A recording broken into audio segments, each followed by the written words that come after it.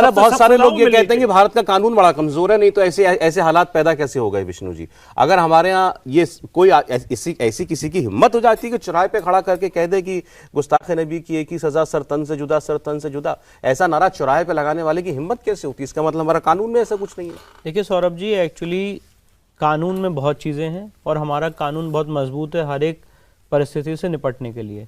पर दिक्कत उस समय उत्पन्न होती है जब लोग मॉबोक्रेसी में बिलीव करते हैं। दिक्कत उस समय होती है जब लोग एक वर्ग विशेष को ज़्यादा तवज्जो देते हैं और जो दूसरा आदमी बात कह रहा है उसको सुनने से भी रेडी नहीं होते, तब दिक्कत होती है। अगर आप पूरी डिबेट देखेंगे जो 5 मई से लेके 25 मई तक ज्ञान व्यापी में हुई, हम चिल्लाते रहे, चीखते रहे कि वहाँ पे मेरे आराध्य मौजूद है, वो मेरा शिवलिंग है, बहुत पुराना शिवलिंग है, इसकी जांच कराई जाए। पर आपने हमें सुनने से मना कर दिया। आपने मेरे आराध्य का, मेरे इष्ट देव का, मेरे महादेव का सामाजिक रूप से मजाक उड़ाया, उसको फव्वारा कहते हुए।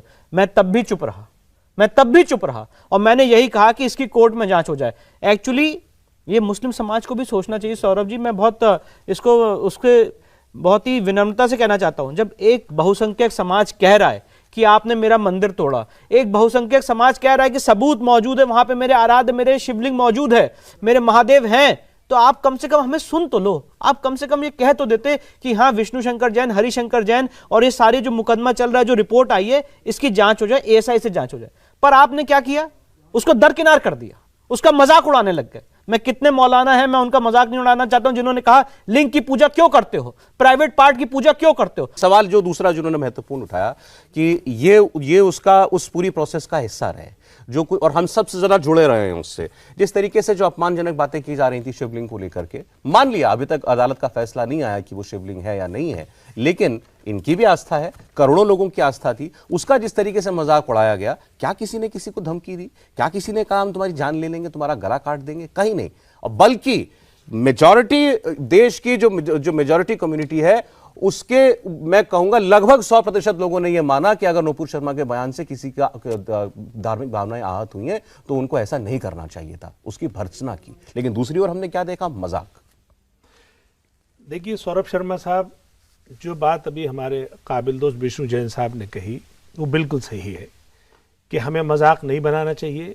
चाहे वो मुस्लिम्स ने बनाया हो मजाक या किसी और ने बनाया हो, उसको हम इजाज़त नहीं दे सकते। मैं सिर्फ इतना कहना चाहता हूँ, ये देश जनता ने जिनके हाथों में दिया है, सरकार जरूर बीजेपी की है, लेकिन ये कंट्रोल है आरएसएस के पास।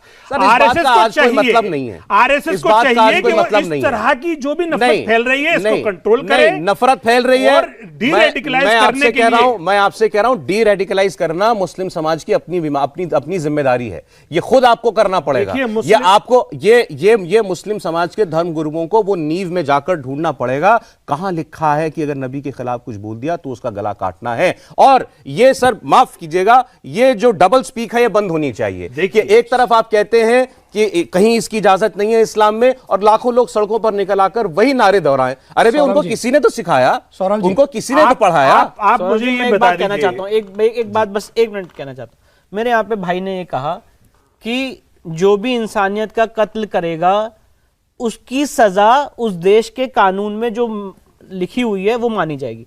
मैं वही बात कहना चाहता हूं, अगर किसी आदमी ने आपके नबी के खिलाफ अपशब्द कहें, गलत बात कही है, तब भी तो उस देश के कानून में जो सजा है वो उसको मिलेगी। तो आपको किसने अधिकार दिया कि आप कानून अपने हाथ में ले लो?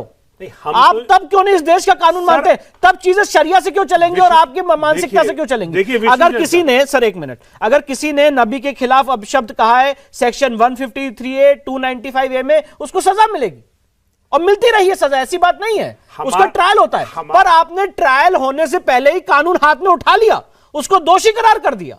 अरे हमारे यहां सर वो भी परंपरा रही है कि अगर अफजल गुरु भी रहे हैं, चाहे बंबई में जो आतंकवादी रहे, उनको भी हमने फेयर ट्रायल दिया है। और सुप्रीम कोर्ट ने राजू रामचंद्रन को वकील तौर करके उनको फीस देके उनको अपीयर कराया था कि आप इनको प्रॉपर्ली डिफेंड करिए, जिन्होंने ओपनली लोगों को भूना था, कत्लेआम किया था। तो हम तो उस परंपरा से विश्वास करते हैं, उस रूल ऑफ लॉ में। जैन साहब मुझे ये पर आपने उस रूल ऑफ लॉ का मर्डर करते हुए, मैं कह रहा हूं, उसको खत्म करते हुए आपने गला काट दिया। मैं तो सौरभ जी, जिस दिन मैंने वो वीडियो देखा ना अपने भाई, मैं तो आज उनको इस शो के माध्यम से श्रद्धांजलि देना चाहता हूं। उस परिवार पे क्या बीती होगी, पूरा आपने मर्डर कर दिया, गला काट दिया, पूरे समाज को, पूरे कौम को दहला दिया, इंसानियत को हिला दिया। नहीं, और किस लिए?